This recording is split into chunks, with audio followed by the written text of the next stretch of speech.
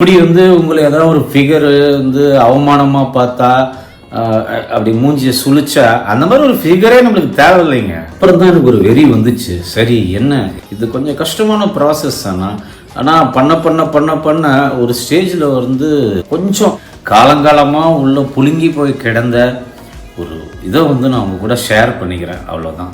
எனக்கு ஒரு வேண்டுகோளுங்க, நான் கெஞ்சி கேட்குறேன், தாழ்மையோடு கேட்குறேன். முக்கியமாக தமிழ்நாட்டு மக்களுக்கு, தமிழ் இனி மெல்ல சாகும் அப்படின்னு பாரதியார் சொன்னாங்க.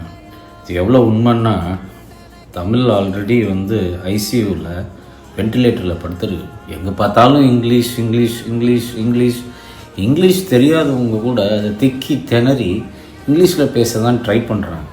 தமிழில் பேசுகிறத அவமானமாக அருவருக்கத்தக்கதாக நினைக்கிறாங்க. எனக்கு இங்கிலீஷில் பேசுகிற அவசியம் புரியுதுங்க, சத்தியமாக. நான் ஸ்கூலில் காலேஜில் எல்லாம் எவ்வளோ அவமானப்பட்டிருக்கேன், எவ்வளோ வாட்டி அழுதுருக்கேன் இங்கிலீஷ் தெரியாமல்.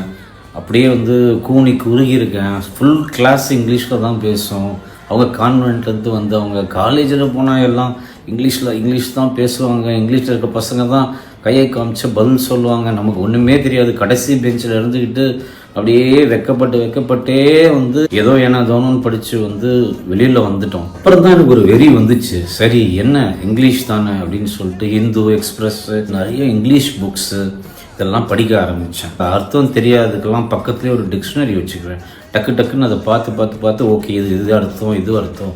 இது கொஞ்சம் கஷ்டமான ப்ராசஸ் ஆனால் பண்ண பண்ண பண்ண பண்ண ஒரு ஸ்டேஜில் கொஞ்சம் ஃப்ளூயண்ட்டாக பேச ஆரம்பிச்சு. அப்புறம் நான் சினிமாவுக்கு வந்தோடனே தான் ஓரளவுக்கு நல்லா பேச ஆரம்பிச்சிருக்கேன். இன்றைக்கும் எனக்கு அவ்வளோ கரெக்டாக பேசுகிறேன்னா அவ்வளோ இதுவாக எனக்கு தெரியாது. அது எனக்கு கவலையும் கிடையாது. நான் தமிழன், நான் எங்கே போனாலும் தமிழில் பேசுகிறேன். அது மாதிரி நான் உங்ககிட்ட கேட்குறது ஒன்று தான், நீங்கள் தமிழில் பேசுங்க.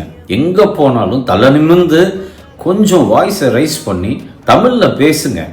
அவங்கள அவமானமாக பார்த்தா நீங்கள் முறைச்சிட்டு அடி என்னங்க யோசிக்கிறீங்க, விற்க மாட்டீங்களா அப்படியே கேளுங்க. அப்படி உங்களை ஏதாவது ஒரு ஃபிகர் அவமானமாக பார்த்தா அப்படி மூஞ்சியை சுழிச்சா அந்த மாதிரி ஒரு ஃபிகரே நம்மளுக்கு தேவையில்லைங்க. தூக்கி கடாசுங்க. என் தமிழ்நாட்டு பொண்ணு, தமிழ் பேசுகிற பொண்ணே எனக்கு போதும். இது ஏன் சொல்கிறேன்னா, உலகத்தில் நீங்கள் எந்த கண்ட்ரி எந்த நாட்டுக்கு போய் பார்த்துருங்க, எல்லாரும் அவங்களோட தாய்மொழியில தான் பேசுவாங்க. அது மட்டும்தாங்க பேசுவாங்க. இவங்க இங்கிலீஷில் சப்டைட்டில் போடுவாங்க. நீங்கள் பார்த்துருக்கீங்களா?